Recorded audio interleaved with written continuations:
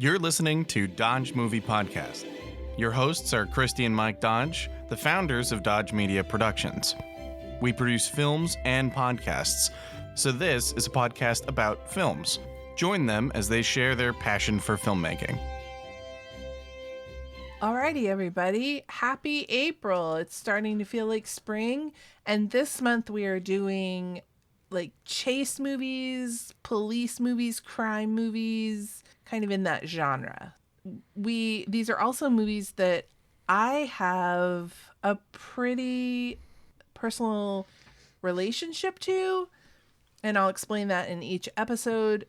Two of these movies impacted probably both Mike and I very much when we were kids. This week we're doing C.H.I.P.s, the 2017 version directed by Dax Shepard. A huge cast: Michael Pena, Dax Shepard, Vincent D'Onofrio, Rosa Salazar, Adam Brody, Ryan Hansen, David Koechner, Monica Padman for all you armchair listeners, Kristen Bell, Maya Rudolph, Ed Begley Jr., Mae Whitman, Ben Falcone, and Eric Estrada. I mean, come on. Wait, what? Yeah. You better have watched the movie before you listen to this podcast, because there's going to be spoilers abound. So I want to talk about later when we talk about sets, all the filming locations, because that is a big part of C.H.I.P.s, the TV show, as well as this film. It was written by Rick Rossner and Dax Shepard. And let's just get into it. The synopsis is: an FBI agent goes undercover in the California Highway Patrol as Officer Frank Poncherello. Members of the C.H.P. have been robbing cash delivery vehicles, and his job is to uncover the perpetrators. At the C.H.P., he is partnered with the 30-something rookie, John Baker. Baker is a former professional motorcycle rider with a list of ailments and personal problems who is lucky to be on the C.H.P. They are very different people and immediately clash. So that sets us up for comic hijinks. The tagline for this film is "Chip Happens."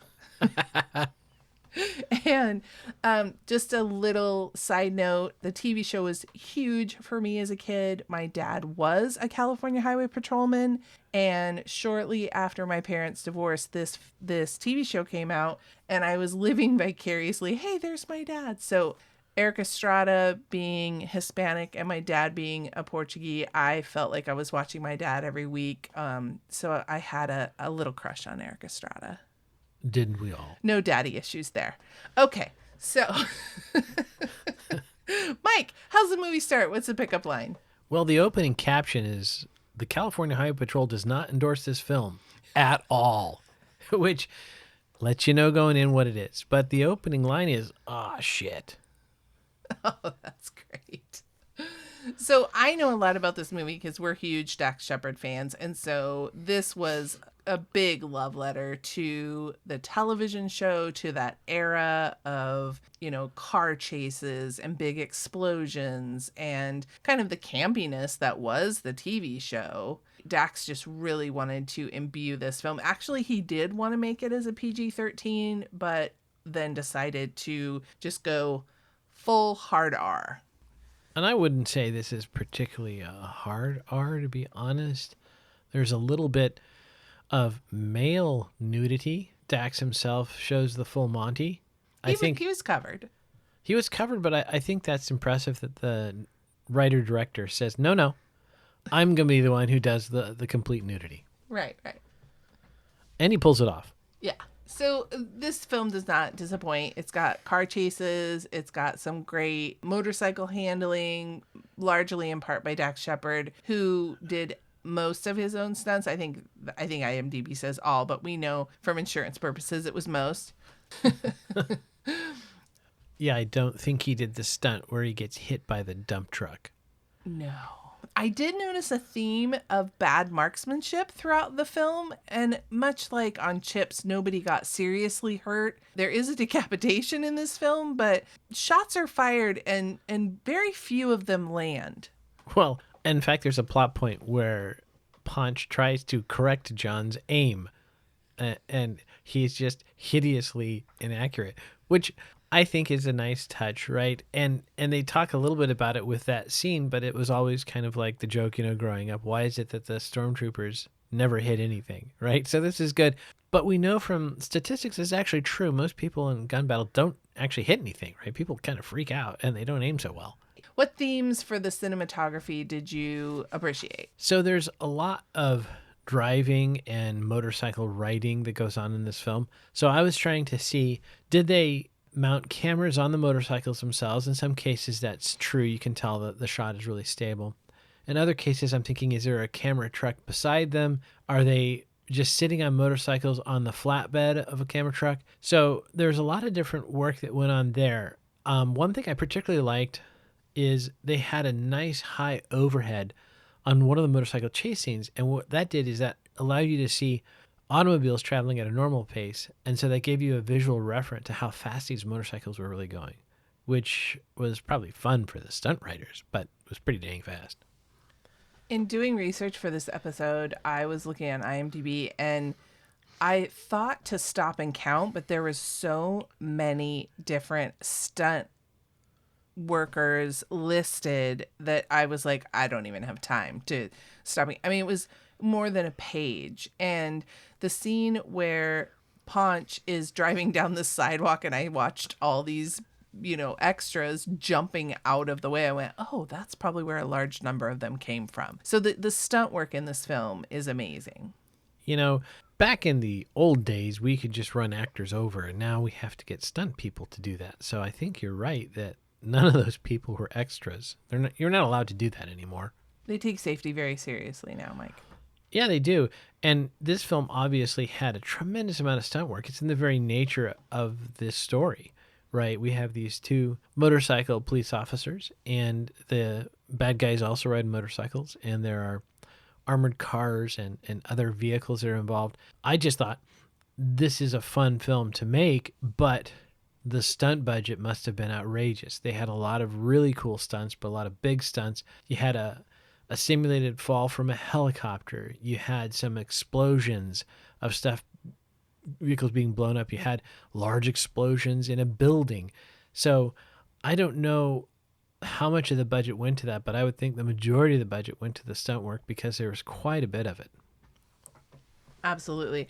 I wrote down that there were motorcycles riding on dirt and on the beach, which to me sound riding a motorcycle on the street sounds difficult. I can't imagine riding it downhill on an uneven dirt incline. I'm not talking about like a motorcycle that's built for that. I'm talking about like a police officer's motorcycle. I can't even imagine how difficult it was to keep it upright. And then watching them ride on the beach, and those didn't look like motorcycles built for the beach either. Yeah, those things are big and heavy. I don't know that it was in any way easy. I think that was the point. And I will mention, again, spoiler alert, there's a bit in there about how John is quite a talented rider, former professional motocross rider, and Paunch, not so much. Yeah. He drops his bike a couple times. So I liked, from a writing standpoint, the scene at the beginning with Maya Rudolph. It kind of kicks off, what are the stakes for John Baker? They make a nod that he's a little bit older to be kind of a rookie coming out. And she pretty much tells him, hey, if you don't get this right, you can't be a police officer, which is something that he really wants to do in order to keep his relationship with his on-screen, off-screen wife, Kristen Bell. So that was a good opportunity for exposition, that entire scene. It happens early in the film, and it actually sets up what I consider the inciting incident, which is you have to be a superstar police officer to keep your job, and he has just told her and the viewers that keeping the job is how he thinks he'll be able to salvage his marriage. This lets him go through and explain a lot of his backstory in a way that I think felt relatively natural, right? She asked the question initially, like, why the heck should we consider you? And he is giving his defense. And so it's a natural way for us to hear more about his character. Mm-hmm. I also give a nod to Dax because I know both he and Kristen care very deeply for the LGBTQ community, and like they didn't get married until it was legal for everyone to get married because they didn't feel it was fair that a lot of their friends who they would want to invite to the wedding couldn't get married themselves. So I know that it's an issue that they hold deeply. And I really appreciated how the treatment there were some jokes, but not at the expense of gay characters. There were gay cops, which, happens obviously, but isn't often showcased in a very stereotypical masculine career like a police officer. And instead of making kind of the gag being the gay character, it was the straight character having a problem with certain things. And so there's a scene in the locker room that sets up one of these gags that plays off really well. It's very funny, but it's poking fun at Paunch being uncomfortable by some male affection, just like normal male affection. Well, I don't think bumping penises is normal male affection. They were hugging. They happened to be in their briefs, but I appreciated how he handled like I said, there were many gay characters that weren't the butt of the joke, or that, Yeah, so there's a line in there where one of the characters self-identifies as gay Terry, and when you just hear that, you think, oh, it's a stereotype. But he does so after they're talking about the ethnicity of other characters, and it's really him poking fun at this idea that you would attach an adjective to a person, right? He's just Terry. And throughout the rest of the film, that is not brought up. But right. I did also, I'm sure this comes out of some of Dax's own experiences, but that locker room is kind of really an awkward situation anyway. So I thought it was clever writing to use that as an opportunity to raise the stakes and kind of, they take it over the top. This is a film that is, like she said, in the spirit of the original show, which is not realistic. It's kind of lighthearted. It's kind of campy. And so when you're in this locker room and they just take it to 11, it makes sense, right? It fits with the entire cloth of the film. You know what you're getting into from the first kind of opening scenes when you see the Michael Pena character, and he does kind of one of these classic 80s action film things where he shoots somebody, and it's kind of the whole point of the narrative is like, in that film, in that universe, that's not a big deal to shoot your partner. Right? Like, oh, get over it. It's just a bullet wound. So we know as a viewer going into it, okay, this is going to be a super realistic thing. And so now when we see this character that Michael Pena portrays as Paunch, as taking the machismo that we associated with the original character as portrayed by Eric Estrada in the TV series, and just maximizing that, turning the volume up on that, and making him so stereotypically sexualized in some sense, right? As was the character in the 70s show. I'm not sure that we saw on the TV show Paunch stopping to take care of business several times a day in public restrooms. I don't remember that. No, that but he was quite a ladies' man. Oh, yes, he was. That's true. They both were. And I also thought it was a great, speaking of the TV series, great callback. One of the things I noticed as like, a youngster watching the show on TV originally was that these guys seemed to like patrol the entire Southern California area, right? They were hang gliding one week, and the next week they were surfing and all of this. And so there's this great line in there where John says, "We're the California Highway Patrol. Shouldn't we be patrolling highways?" Which I thought was an awesome nod to that fundamental kind of conceit of the original show, which is these guys got involved in so much stuff that didn't really make any sense that you would have a beat that was that much territory, right? 18 counties worth on a given day. How did they even get there? Okay, I'll explain. So when my dad first got assigned, I believe, I wish I knew the name of the street. It was either like Wilshire Boulevard or one of those is technically a highway. And so that was his first beat, was one of these famous roads down there. But I'm not sure that he patrolled all the way from the coast out past Ontario, right? I know. I have a list in a few minutes. I have a list of all the places because California featured prominently in this film. Yes, and I will say that the song California Love by Tupac also features prominently, so much so that it is now a mandatory, required, not optional part of road trip playlists. Yes. And an earworm at times. Mm-hmm. Almost enough to make me want to learn to ride a motorcycle if I could go on a road trip with Dax on motorbikes, listening to Tupac sing and give a little fist bump. Yeah. So just to wrap up writing, I also noticed, you pointed out, as a couple paparazzi get just obliterated, and it would like I gasped out loud, and you pointed out, no, they were just paparazzi. Which, if any of you know, Dax Shepard and Kristen Bell have been quite vocal about their distaste for how the paparazzi stalks them and affects their children's psyche. So I think there was a little poetic justice that he was trying to kind of carry out there. I don't know that many people were upset about the idea of running over a paparazzi. I think any of the actors in the film probably had that. They really had a visceral connection to that plot line. Yeah, there was a big cheer after that scene was filmed, I'm sure. Any other writing tidbits you wanted to bring up? There's a scene early in the film where Ponch and John have to chase down this convertible Ferrari driving way too dang fast. And it serves narratively to show that John is a much better writer than Ponch. So it serves a point there. From a production standpoint, I noticed that they passed the same silver Challenger more than once. So obviously in the edit, they had to, move some takes around and stuff. But what I thought was brilliant casting is the driver of the Ferrari is played by Ed Begley Jr., probably the single least associated with cars person in Hollywood, right? This guy rides his bike everywhere. So I thought that was a lot of fun, and it showed a good sense of humor. And they wrap back around because Dax and Ed worked together on Bless This Method TV show that Dax and he were on a few years later. And I didn't know this, but he was also on either season 3 or 3 seasons, I can't remember now, with Kristen Bell on Veronica Mars. Ed Begley was? Yeah. Fantastic. I know. I noticed at one point John is talking to Ponch, and his dialogue sounds very much like you would expect maybe from a therapist. He's talking about unresolved issues and grief and closure. And I thought, wow, he would be really good to have kind of like an interview podcast where he gets into deep things with people. Somebody should mention that. Dax is very enlightened. So, and that came through with some of the themes of this. And he was also able to showcase his car knowledge through the writing and some of the dialogue that was in the film. I noticed that his character, as having been a professional motocross rider, had a lot of injuries and was using a lot of painkillers to get through the day.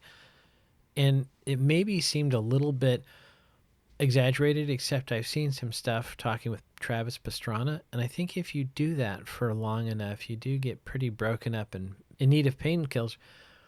But John chews his, and I'm pretty sure you're not supposed to do that, but it serves in this film, right, to establish that of the kind of character he is. And there's a nice montage of Ponch and John getting ready for the day that occurs early in the film that shows us kind of that classic 80s buddy cop film kind of thing where one of them is very put together and very neat and tidy and the other is just, wild and crazy. And I thought it was an inspired acting choice for Michael Pena to shave his forehead as part of his getting ready scene. And when you see the characters then evolve on the screen, it makes tons of sense, but it just seems so in keeping with the spirit of the original show. It reminded me of that opening scene of Turner and Hooch with Tom Hanks flossing his teeth and everything, that scene. We're going to take a time out from talking about chips to share one of our reviews with you guys. This reviewer is also a fan of the Chips movie, and Lee Gokenauer gave us a great start. I really enjoyed listening to this. The two of you have almost the perfect amount of cheesy banter. I'm a huge movie fan, and I love movie review podcasts, and this one is definitely in my subscribe list. Looking forward to more great shows. Well, anybody who likes chips is a good person in my book. Right? Thank you, Lee, for that subscribe. That reminds all of you to hit subscribe if you haven't already. And thank you for that review, Lee. One thing that I thought was an interesting writing choice was the recurring yoga pants in the film. I don't know if Lululemon was a product sponsor, but they get a shout out and get some products featured. So maybe that's how they covered some of that stunt budget. Yoga pants were featured prominently. I have to believe that Dax Shepard gets turned on by yoga pants because it was too much a feature of this film.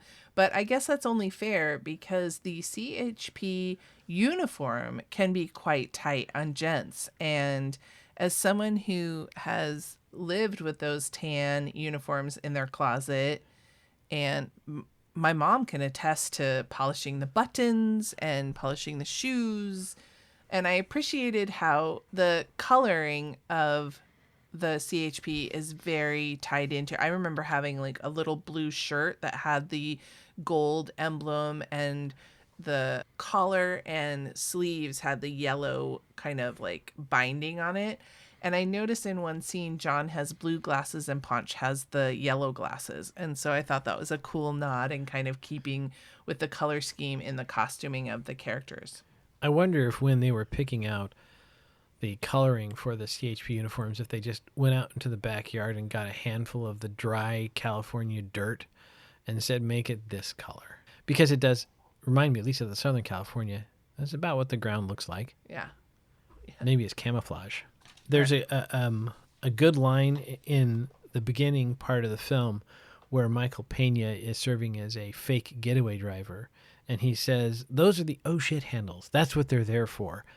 And I noticed that later they actually cut to one of the guys grabbing the handle, which was a nice insert, but also called back to that joke. I think that's appropriate. Yeah, that was fun.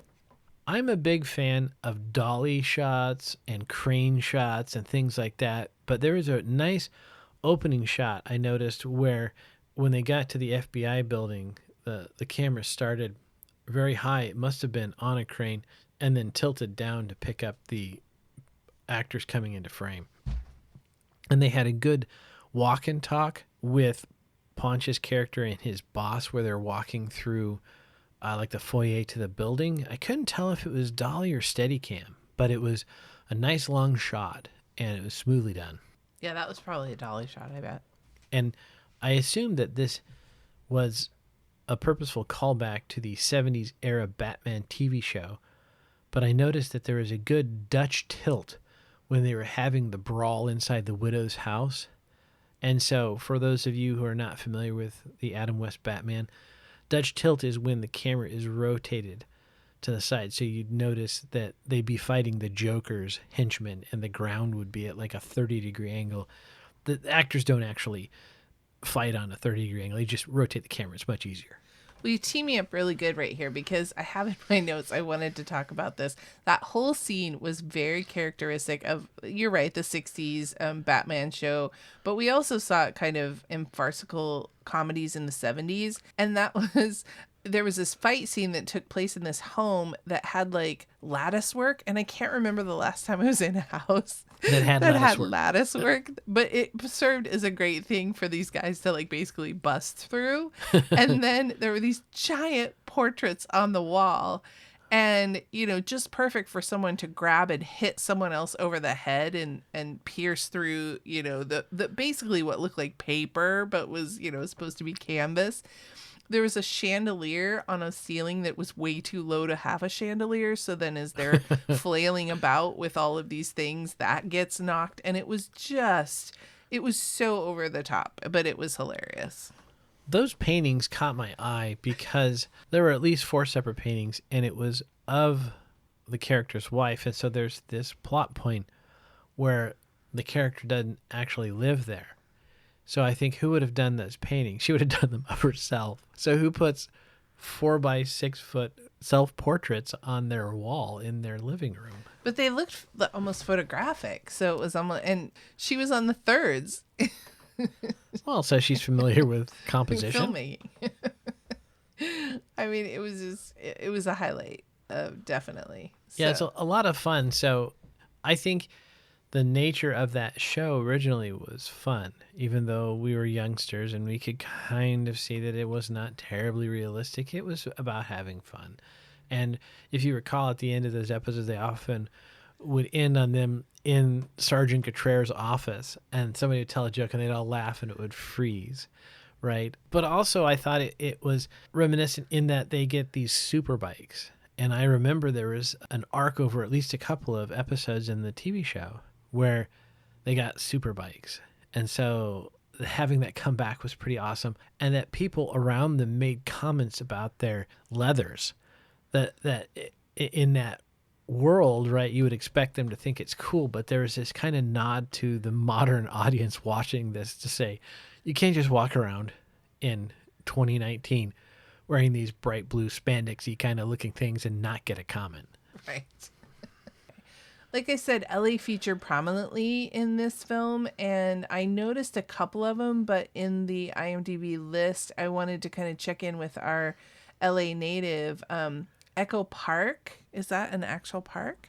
No, it's a city. Oh, okay. The C.H.P. Central Station. So I loved it how the C.H.P. allowed them to use the Central Station, but did not endorse the film at all.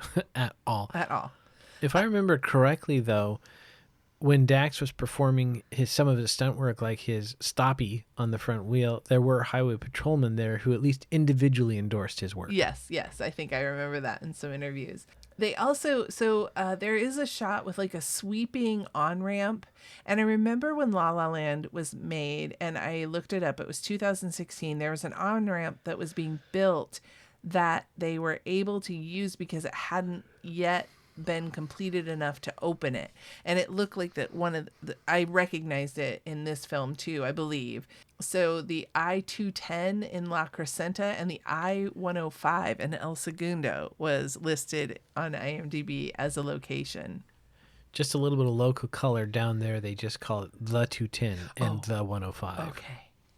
And then of course Tommy's Burgers, we saw a popular LA landmark.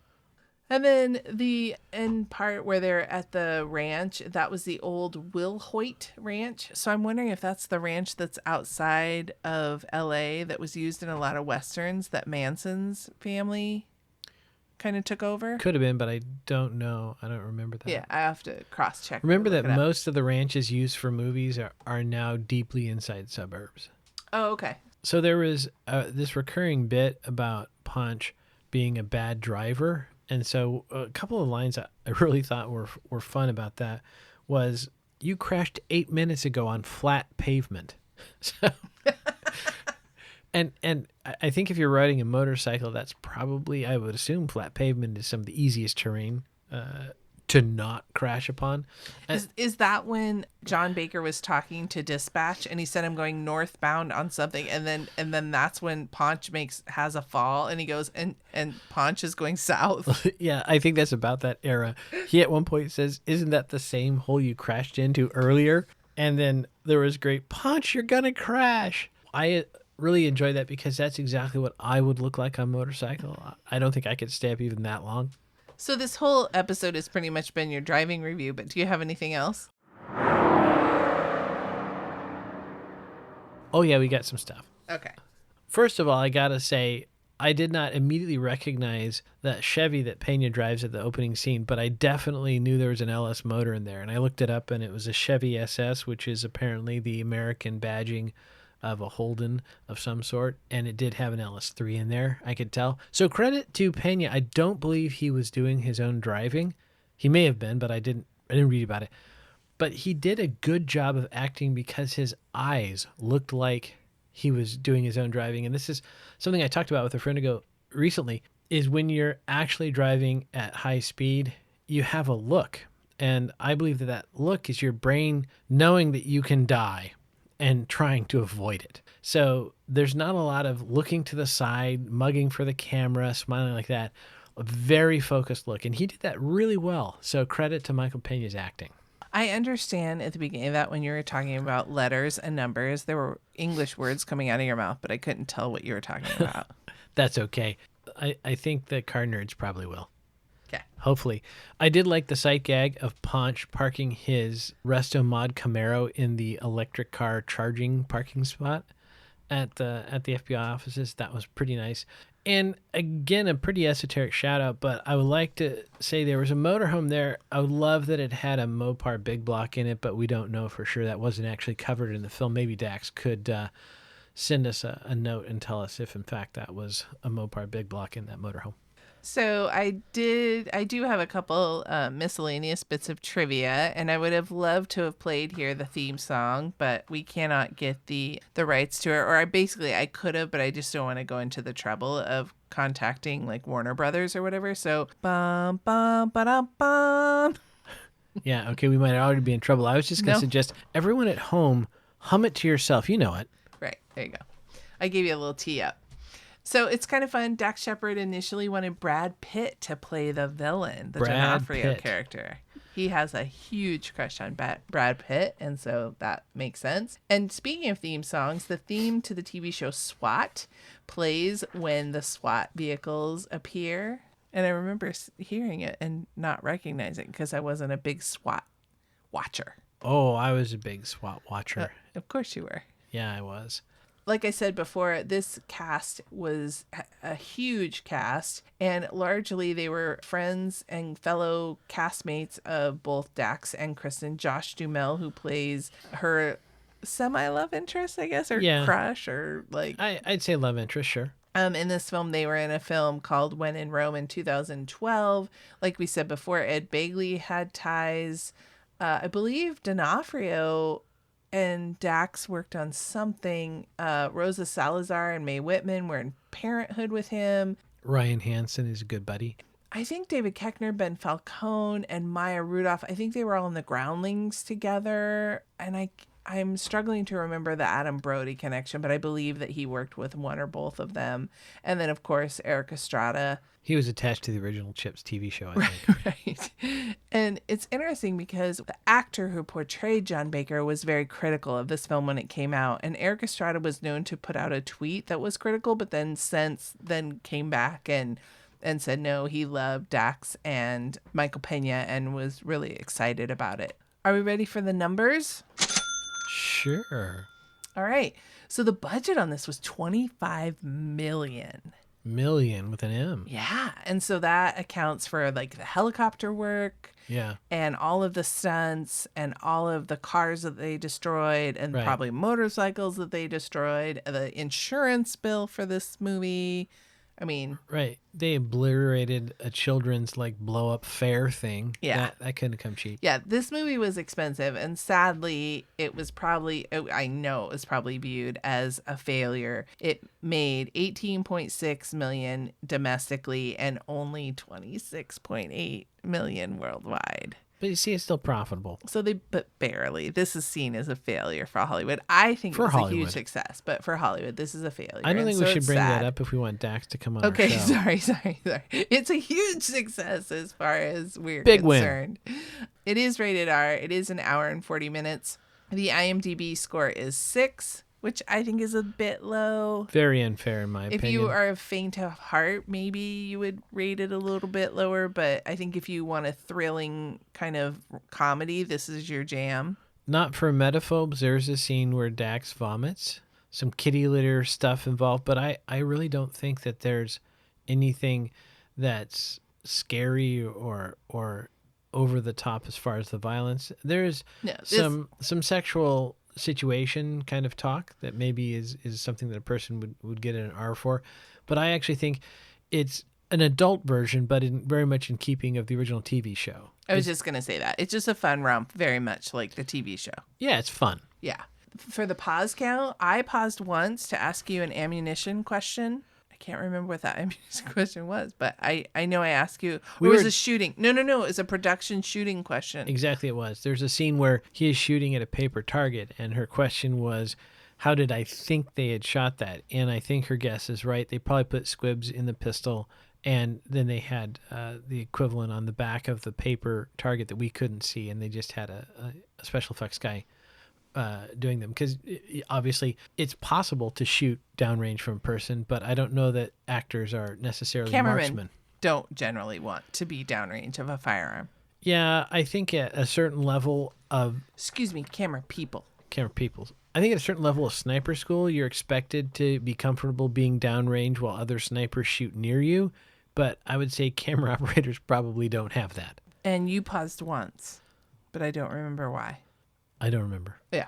How about a smoochy count? Did we get a kiss in this one? Smoochy. Well, I was going to ask the question of when Michael Pena goes face down in Dax's crotch, that is maybe... You did not shout smoochy. It's maybe a combination of head trauma and smoochy. Not really sure how we grade this one. Okay, that one's tough. And we need to get better about our head trauma count. So that's on us, guys. We will get better, especially this month. There will be lots of opportunities. But I'm sure there was head trauma with all of the collisions. I think the decapitation qualifies. Ooh, one really big head trauma. Yeah, it's tough. So I would also mention that Christi has another personal connection to this film she hasn't mentioned, that she too has experience in salvaging severed fingers and gloves. Stop. That's a story for another show. Another kind of podcast. If we ever do a Patreon, that will be a story that I could share. That's the teaser. Yeah. Another feature that I've wanted to do in these talks about film that I have been neglecting, and this is a fun one, is I want to talk about the Northwest connection that all of these films that we choose have. And I want to try to do my research and find one. You know, like it was tough with those Irish films, let me tell you, to find a Northwest connection. But this one is really fun. Dax Shepard's mother lives in Hood River. And so he frequents up here to visit his mom, and they go vacationing up here, which why wouldn't you? It's beautiful up here. And there's a standing invitation to Dax. I will pay for your track day if you want to come out to PIR. Yeah, absolutely. This is a great movie. It's a fun romp. I feel like it, with a lot of remakes and redos, it's tough. You know, they all kind of get us a little crabby because we're like, Hollywood, why can't you make anything new? But this one very much kept in the themes and in keeping of the tenor of the TV show while giving it a little bit of an edge by, being not have to be TV safe. And so if you did not already watch this film, watch this film. It's a great movie. I think it's actually better in the vehicle stunt department. Obviously, slightly larger budget, different kind of production schedule than the original was. And I want to give credit to the writers and the filmmakers that they were able to, as she just said, keep the spirit of the original TV show, but freshen it up. And that's very difficult to do. You either make a just letter for letter remake, or you try to reimagine it and go in a different direction. But here they chose a middle ground, which is difficult, but I think they pulled it off, that they kept the part that we love. And they actually poked a little fun at some of the things that didn't make a lot of sense. Like, if you're a Latino, why is your name Italian? Poncherello. So I thought that was, it showed a love for the material, in my opinion, but also a little bit of a nod to, we're a little bit maybe more informed about kind of the environment that the show's taking place in than the ones in the 70s, right? Yeah. Thanks for joining us again for another episode. Next week, we are going to review another childhood classic of ours, another chase movie, Smokey and the Bandit. And I predict that we will have more in the category of can't make this today. There could be some issues. So have a great week, everybody. Hit us up on all of our socials. Tell us what you think of the episodes so far. We are nearing 10 episodes, and we really would love to know what you think, the feedback. Give us some kudos. Give us some things to improve. Tell us if you like those sound effects or you want us to ditch them all together, because I've been loving kind of putting my little morning zoo spin on it. But if they're annoying, hey, we're happy to ditch them if we get enough people saying so. And if you love them, let me know so I know who my friends are. So I'm Christi, this is Mike, and Dodges never stop, and neither do the movies. Thanks for listening to Dodge Movie Podcast with Christi and Mike Dodge of Dodge Media Productions. To find out more about this podcast and what we do, go to dodgemediaproductions.com. Subscribe, share, leave a comment, and tell us what we should watch next. Dodges never stop, and neither do the movies.